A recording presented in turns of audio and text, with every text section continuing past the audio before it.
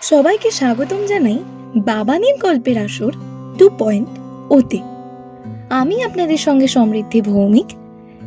সাহিত্যকে বইয়ের পাতা থেকে আপনাদের কান পর্যন্ত আমাদের কণ্ঠের মাধ্যমে পৌঁছানোই হলো আমাদের আসল উদ্দেশ্য। গ্রামের নির্জন রাত হোক বা শহরের ব্যস্ততায় ভরা দিন, চারিদিকে গভীর অন্ধকার কিংবা মানুষের পাশে বসে থাকা কোলাহলে, প্রত্যেক সময় আমরা আপনাদের সঙ্গে আছি, আপনাদের পকেটে। তাহলে আর দেরি কিসের? ফোন বার করুন আর কানে হেডফোন সেট করুন এবং শুনতে থাকুন আমাদের তৈরি করা ভয়, রহস্য, রোমাঞ্চ ও ভালোবাসায় ঘেরা একটা নতুন জগৎকে। উপভোগ করুন আমাদের সঙ্গে, শুধুমাত্র বাবানীর গল্পের আসর 2.0-তে। আজকে আমাদের এই গল্পটিতে আত্মহত্যার উল্লেখ আছে। কোনো রকম ভাবে এই গল্পটি যদি আপনার ব্যক্তিগত সত্তাকে আঘাত করে অথবা আপনাকে অস্বস্তিতে ফেলে, তাহলে প্লিজ স্টপ লিসেনিং। ভালোবাসা কখন যে নিজেই নিজের কাছে এসে ধরা দেয় আর কখন যে হারিয়ে যায় একে অপরের থেকে অনেক দূরে, তা কেউ জানে না। ভালোবেসেও কি দূরে থাকা যায়? তার উত্তরই খুঁজতে আজকে শুনতে হবে আমাদের গল্প সঞ্চিতা নায়কের কলমে দূরত্ব। আমরা গল্পে ধীরে ধীরে প্রবেশ করব এই প্রশ্নের উত্তর খুঁজতে। তাহলে শুরু করা যাক আমাদের আজকের পর্ব, দূরত্ব, শুধুমাত্র বাবানীর গল্পের আসর 2.0-তে।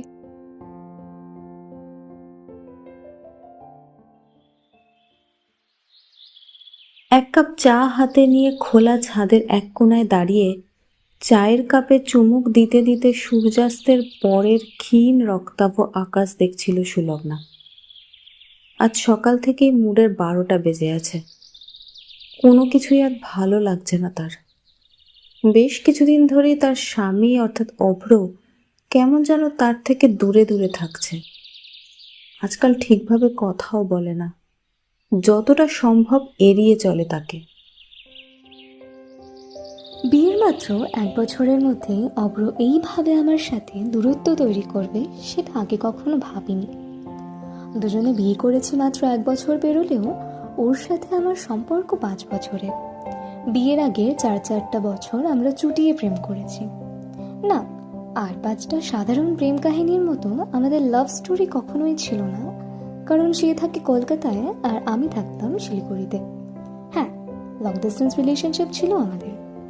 বিয়ের আগে 2 বছরের জন্য মাস্টার্স কমপ্লিট করতে এসেছিলাম কলকাতায়। যেদিন ফাইনাল মার্কশিট হাতে ইউনিভার্সিটি থেকে বেরিয়ে যাচ্ছি, ওই দিন আমার দেখা অব্রর সাথে। সে তখন ইউনিভার্সিটিতে জয়েন করা নতুন প্রফেসর অভ্রনীল বোস। আমি পুরো ইউনিভার্সিটিতে টপ করেছিলাম সেবার, তাই সব প্রফেসররা নিজে থেকেই ওর সাথে আমার পরিচয় করিয়ে দিয়েছিলেন। আজও মনে পড়ে ওই দিনটার কথা, যখন ও গম্ভীর গলায় বলেছিল, সুলগ্না রায়, শুনলাম এবছরে নাকি তুমি জিওগ্রাফিতে টপ করেছো। হ্যাঁ স্যার। Very good. তা কত পার্সেন্ট? 96% এসেছে। মাত্র 96%? তুমি জানো মাস্টার্সের সময় আমি কত পেয়েছিলাম? 98%। যাক, বাদ দাও। বলছি, এরপর কি করার ইচ্ছা আছে? এখনো পড়বে নাকি পড়াশোনা সব ছেড়ে দিয়ে বিয়ে সংসার করবে? ওর নিজেই নিজের প্রশংসা করার স্বভাব বরাবরই ছিল, আর এই জিনিসটাই আমার ভীষণ অসহ্য লাগতো। আর ওর ওই মুখ বেঁকিয়ে নিজের পার্সেন্টেজ বলার ধরনটা ওই সময় আমার একদমই ভালো লাগেনি। আমিও তাই মুখের ওপর বলে দিয়েছিলাম, হ্যাঁ পড়বো, এখন বিয়ে করার কোনো ইচ্ছে নেই। আর কি বলুন তো স্যার, আপনিও তো ওই 98% করেই থেকে গেছেন, 100% তো আর করতে পারেননি, তাই নিজেকে বিশাল জ্ঞানী ভাবা বন্ধ করুন। সেদিন প্রচণ্ড রাগে ওখান থেকে বেরিয়ে এসেছিল।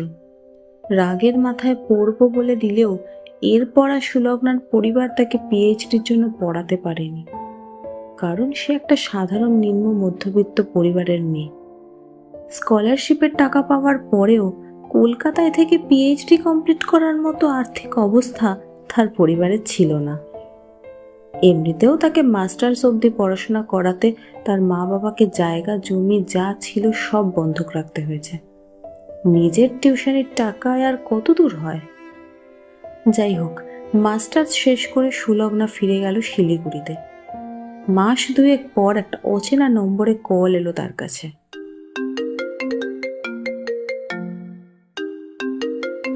আমি সাধারণত অচেনা কোনো নাম্বারের কল রিসিভ করি না, কিন্তু সেই দিন কি মনে হলো আনমনে কলটা রিসিভ করলাম।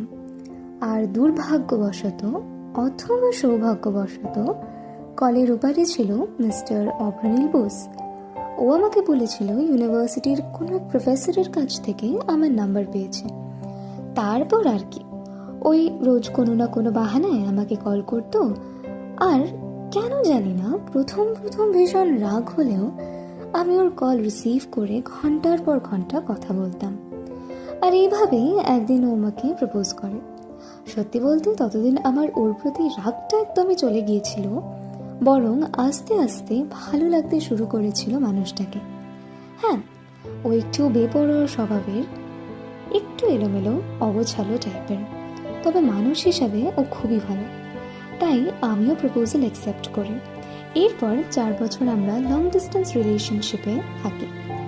বছরে 2 বার ও শিলিগুড়িতে আসতো আমার সাথে দেখা করতে, আর আমি দুর্গাপূজার সময় মাত্র 1 দিনের জন্য কলকাতায় যেতাম ওর সাথে সময় কাটাবার জন্য। এইভাবে বেশ চলছিল।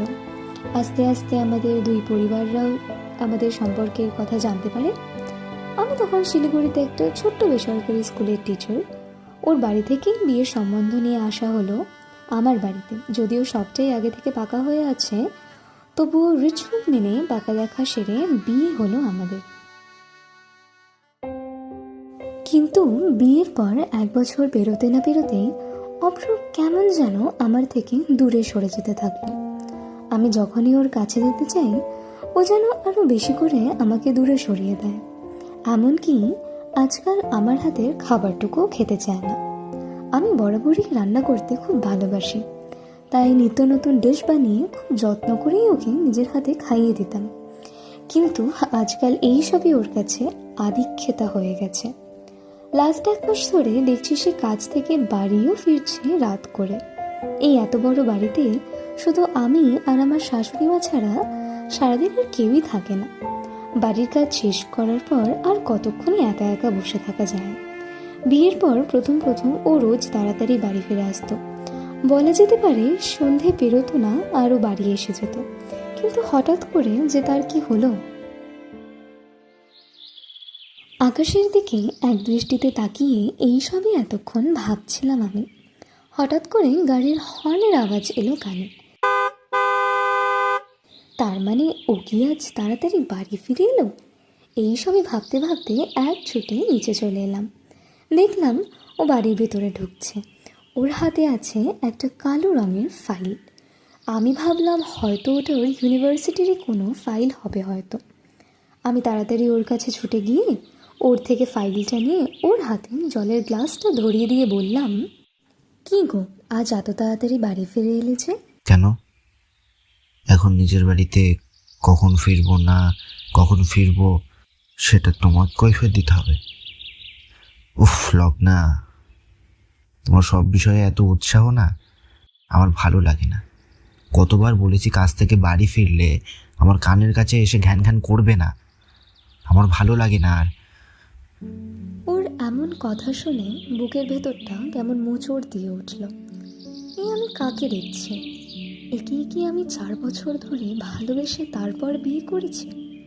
না, আর চোখের জল ধরে রাখতে পারলাম না। চোখের কোণে লেগে থাকা জলটা লুকোতে এক ছোট্টে নিজের ঘরে চলে এলাম। কিছুক্ষণ পর দেখলাম অভ্র ঘরে এসে বিছানায় আমার পাশে বসলো। আই এম সরি লগ্না, আমি সেভাবে কথাটা বলতে চাইনি। ঠিক আছে, তুমি বসো, আমি তোমার জন্য জল খাবারের ব্যবস্থা করছি। অভিমানের সাথে কথাটা বলেই সুলগ্না বিছানা থেকে উঠে আসছিল। এমন সময় অভ্র তার হাত ধরে বলল, জল খাবার পরে খাবো, আগে তোমার সাথে একটু কথা আছে, তুমি একটু এদিকে আসবে? কি কথা?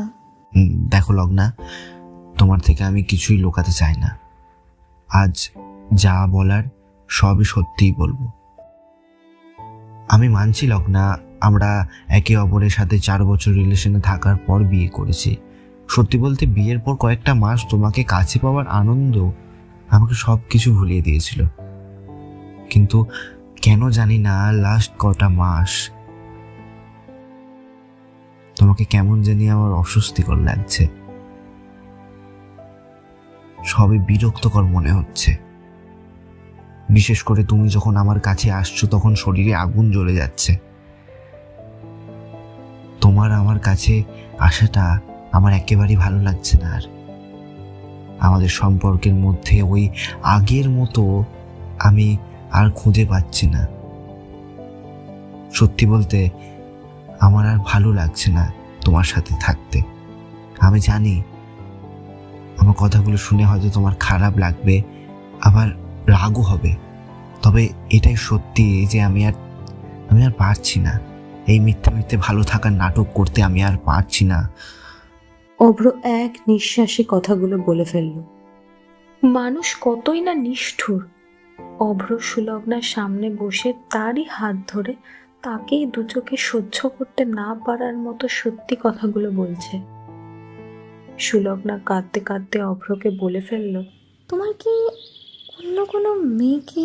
তেমন কোনো কিছু নেই লগ্না, আমি অন্য কোনো মেয়ের সাথে জড়িয়ে পড়িনি। আমার শুধু তোমাকে ভালো লাগছে না, ব্যাস। তাহলে এখন কি চাইছো তুমি? তুমিই বলো আমাকে কি করতে হবে যাতে... আবার সুলগ্নার কথা শেষ হওয়ার আগেই অভ্র বলে উঠল, আপাতত 6 মাসের সেপারেশন থাকতে হবে। আমার একজন অ্যাডভোকেট বন্ধুর সাথে কথা হয়েছে, সে বলেছে মিউচুয়াল ডিভোর্সের জন্য কমপক্ষে 6 মাস সেপারেশন থাকতে হবেই। ডিভোর্স?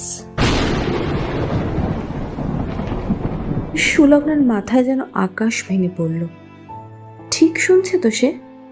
অভ্র তাকে ডিভোর্স দেবে বলে ঠিক করেছে? বিয়ের মাত্র 1 বছরের মধ্যে কি এমন হয়ে গেল যে তাকে ডিভোর্স দেওয়ার কথা বলছে? না, সে আর কিছুই ভাবতে পারল না। শরীরটা কেমন যেন খারাপ হতে শুরু করেছে, আর মাথার মধ্যে আগুন জ্বলছে। যে মানুষটাকে সে এতগুলো বছর ভালোবেসে বিয়ে করলো, যার জন্য নিজের সব কিছু ছেড়ে দিয়ে এখানে এলো, সে তাকে ডিভোর্স দিতে চায় কেন? এতই ফেলনা নাকি সে তার কাছে? যখন ইচ্ছা বলবে ভালোবাসি, আর যখন ইচ্ছা বলবে আর সহ্য হচ্ছে না, এতই সোজা নাকি সবটা? প্রচণ্ড রাগে অভিমানে কষ্টে সুলগ্না তাকে বলে, ঠিক আছে, আমার এতে কোনো আপত্তি নেই, তবে এই সেপারেশন চলাকালীন আমরা আলাদা তো থাকবোই, সাথে তুমি আমার সাথে কোনো রকমের যোগাযোগ করার চেষ্টাও করবে না। 6 মাস বেরোলে আমি নিজেই এসে ডিভোর্স পেপার সাইন করে দিয়ে যাব। শুধু আমার একটা রিকোয়েস্ট রেখো, এই ব্যাপারে তুমি আমার পরিবারের কারোকে জানাবে না। ওরা যদি জানতে পারে বিয়ের 1 বছরের মাথায় আমাদের ডিভোর্স হচ্ছে, তাহলে ওরা কিছুতেই মেনে নিতে পারবে না। কথাগুলো বলেই সে তার ব্যাগ গোছাতে শুরু করে। নিজের যা কিছু ওই বাড়িতে ছিল সবটাই নিয়ে নিয়েছে, শুধু নিল না তার বিয়ের বেনারসি আর জোটটা। ভোর হতে না হতেই সুলগ্না শিলিগুড়ির উদ্দেশ্যে বেরিয়ে পড়ল। যাওয়ার সময় দেখল কাল অভ্র অফিস থেকে ফেরার সময় যে ফাইলটা তার হাত থেকে নিয়েছিল, ওটা ভুল করে বসার ঘরের টেবিলেই ফেলে রেখে গেছে। মনে মনে ভাবলো এটা হয়তো খুব দরকারি কোনো ফাইল, তাই ফাইলটা তুলে সুলগ্না তার ঘরে রাখতে যাচ্ছিল। হঠাৎ করে ফাইলের একটা কাগজ পড়ে গেল তার পায়ের ওপর। কাগজটা তুলে দেখলো ওটা ডিভোর্স পেপার। তার মানে ও আগে থেকে সব কিছুর ব্যবস্থা করে রেখেছে। এতটাই অপছন্দের হয়ে গেছে সে তার কাছে। আর এক মুহূর্ত ওর ওখানে থাকতে ইচ্ছা করলো না। ফাইলটা ওর ঘরে রেখে বাড়ি থেকে বেরিয়ে একটা বাস ধরে সোজা শিলিগুড়ির দিকে রওনা দিল।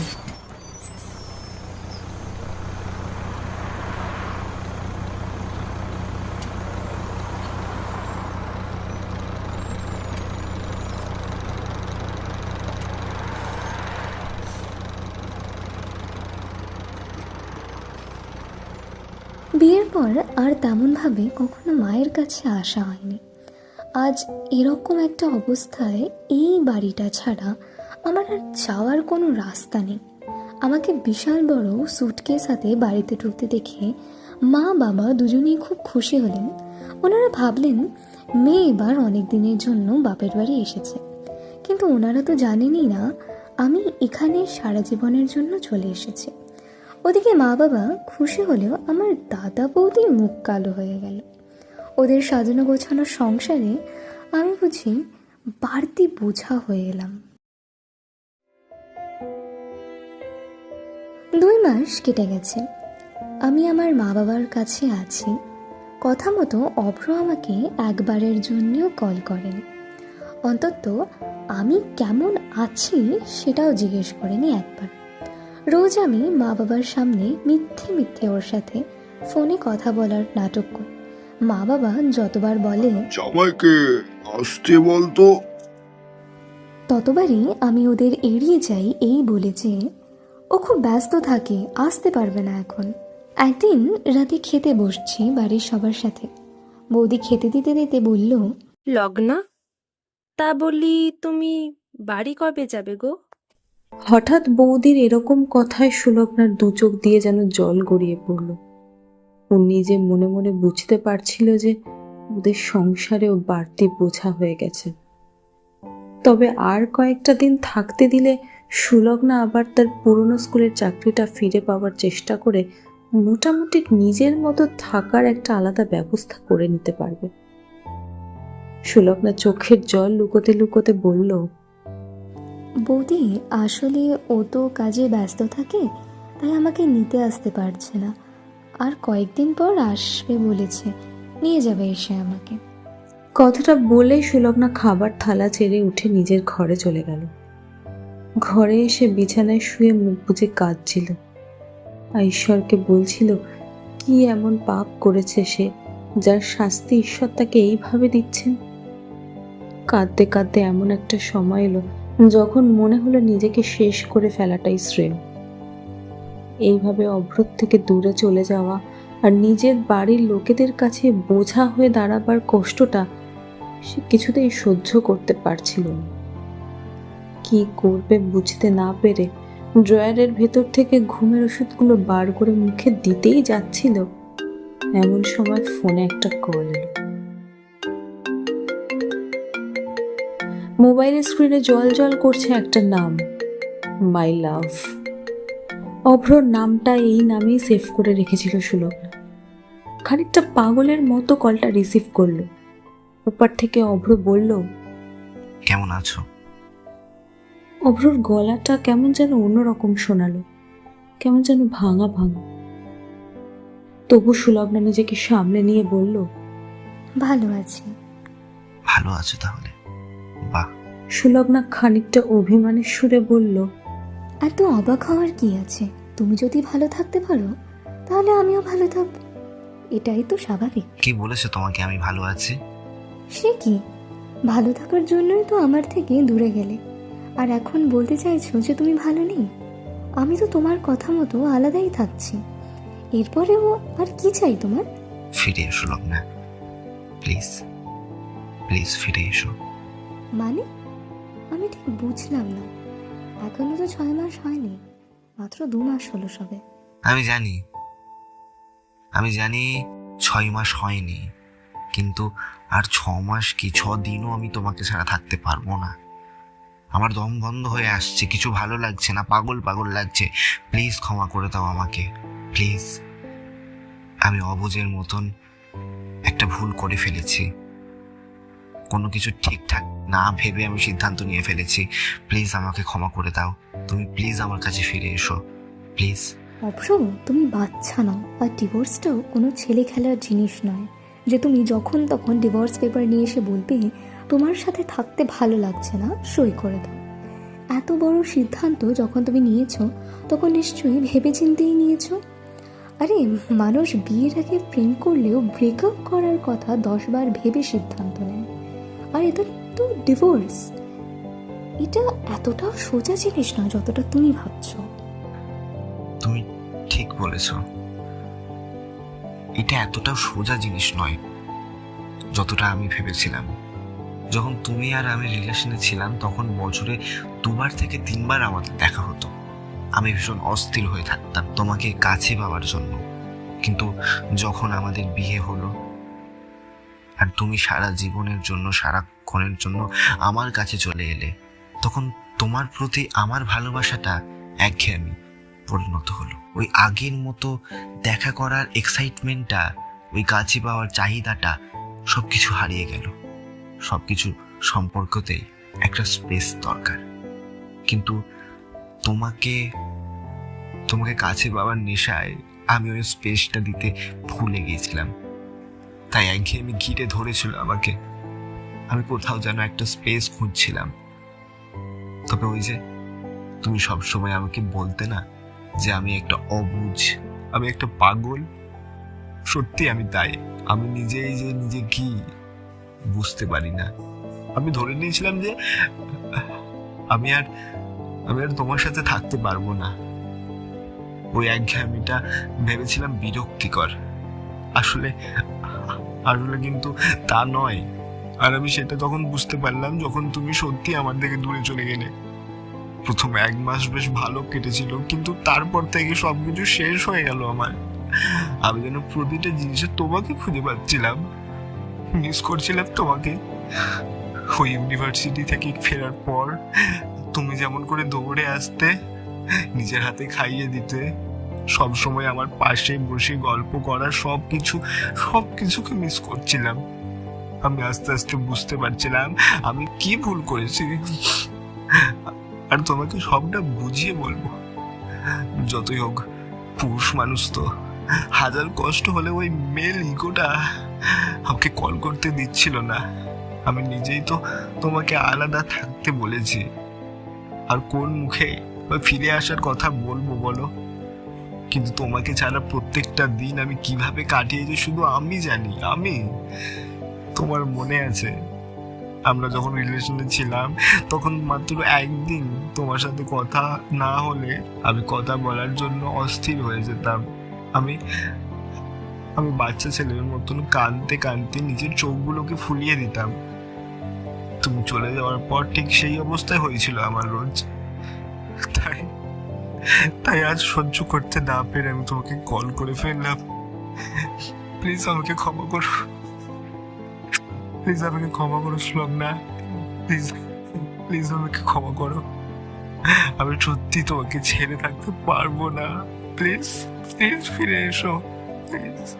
কিন্তু ফিরে গেলে আবার যদি তোমার আমাকে... আমি কথা দিচ্ছি আর কখনো এরকম হবে না। যদি আবার একঘেয়েমি আসে তাহলে কোথাও একটা চলে যাব তোমাকে নিয়ে, পাহাড়ে কিংবা সমুদ্রে, যেখানে তুমি বলবে। বাড়ি থেকে ঘুরে আসলে একঘেয়েমি কেটে যাবে, কিন্তু আর সবসময় ছোট ছোট জিনিস নিয়ে দীপকের মতন কথাটা, বোকামিটা আমি করবো না। আমি তোমাকে কথা দিচ্ছিলাম না। অভ্রর কথা শুনে বুকের ওপর থেকেই যেন বিশাল বড় একটা পাথর সরে গেল। আমি মৃদু হাসি হেসে বললাম, একা একা মায়ের কাছে এসেছিলাম, 2 মাস পর একা ফিরে গেলে খারাপ দেখায়।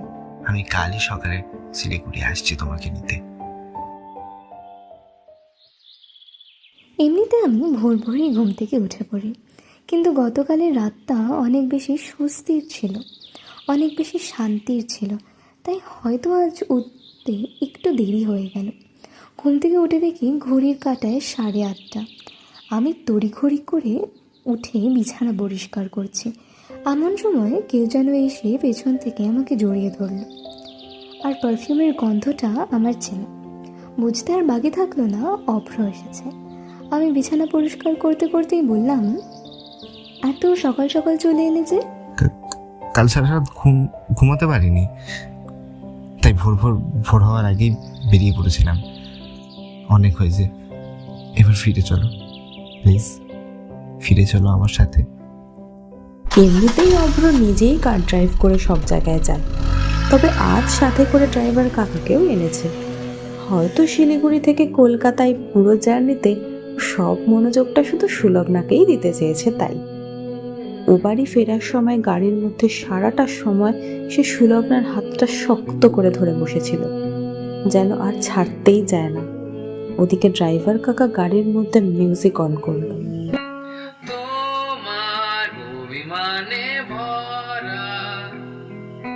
কৃষ্ণ কলি নামে ধরা দিতে চায়, পথ হারিয়ে ফেলে সুবর্ণ রেখায়, দু চোখ ঢেকে যাচ্ছি কে কোথায়। তোমার অভিধানে আছে এমন কোন হাসি ছুঁয়ে গেছে মন, মুগ্ধ হব আবার অল্প কিছুক্ষণ, হাতের মুঠোয় চাইছি শিহরণ। যাত্রীহীন এই রাত্রিগুলোর বন্ধু হবে কে, শীতের বোতাম আটকে নিয়ে সঙ্গী হবে কে, ওই পাথুরে ঝর্ণা জলে ঝিমঝিম উল্লাসে, এক নিমেষে হাওয়ার ছোবল এড়িয়ে যাবে সে। আবার ফিরে এলে জেগে আছি পড়িনি ঘুমিয়ে, আবার ফিরে এলে ভালোবাসায় উড়েও যায়নি ফুরিয়ে। কি ভালোবাসায় কি কখনো দূরে থাকা যায়? না, কখনোই না। ভালোবাসলে কখনো না কখনো একে অপরের কাছে ফিরে আসতেই হয়, ভালোবাসতেই হয়। তাহলে আজ আপনারা শুনলেন আমাদের লেখিকার সঞ্চিতা নায়কের কলমে একটি প্রেমের গল্প, দূরত্ব। আজকের গল্প পাঠে ছিল অনুরিতাদি, সুলগ্নার চরিত্রে ছিল রাজনন্দিনী, অভ্রর চরিত্রে ছিল বাবান, এবং আজকের গল্পের সূত্রধার আমি, সমৃদ্ধি। আমাদের আজকের ব্যবহৃত গান আবার ফিরে এলে লিখেছেন অনুপম রায়, গেয়েছেন জাহিরুল গাইন। তাকে অসংখ্য ধন্যবাদ জানাই আমাদের সঙ্গে এই প্রচেষ্টায় থাকার জন্য। পোস্টের ডিজাইনে পিয়ালিদি এবং বাবান। সমগ্র অডিও, নাট্যরূপ, আবহ সঙ্গীত, পরিকল্পনা এবং পরিচালনায় বাবান। আমরা আবার খুব শীঘ্রই ফিরব নতুন কিছু নিয়ে। ততদিন শুনুন এবং শুনতে থাকুন বাবানের গল্পের আসর 2.0।